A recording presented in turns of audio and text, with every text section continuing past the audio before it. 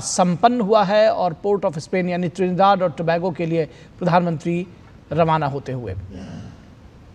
ये तस्वीरें हमने आपको दिखाई हैं। प्रधानमंत्री मोदी त्रिनिदाद और टोबैगो के लिए रवाना हुए हैं और ये तस्वीरें हम आपके साथ साझा कर रहे हैं।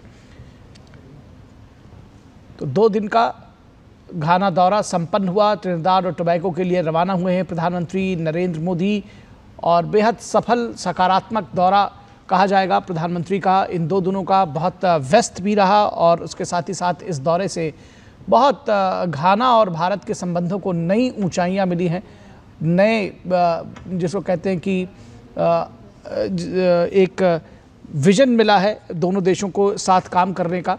तो बहुत महत्वपूर्ण है। 30 साल बाद किसी भारतीय प्रधानमंत्री की पहली घाना यात्रा थी जो संपन्न हुई है। प्रधानमंत्री मोदी त्रिनिदाद और टोबैगो के लिए अब रवाना हो गए हैं और इसके बाद जो सारा एक्शन है ऋतु वो त्रिनिदाद और टोबैगो में पोर्ट ऑफ स्पेन में दिखाई देगा। तो 5 देशों की यात्रा के लिए जो प्रधानमंत्री का पहला लेग है घाना में वो संपन्न हुआ है। जी हाँ, 5 देशों की यात्रा में पहला पड़ाव घाना था। घाना की 2 दिन की यात्रा के बाद दोनों देशों के संबंधों को एक नए आयाम पे पहुंचाते हुए द्विपक्षीय संबंधों से कॉम्प्रिहेंसिव पार्टनरशिप के स्तर पर ले जाते हुए तमाम समझौतों को मूर्त रूप देते हुए अब प्रधानमंत्री नरेंद्र मोदी त्रिनिदाद और टोबैगो की यात्रा के लिए रवाना हो गए हैं।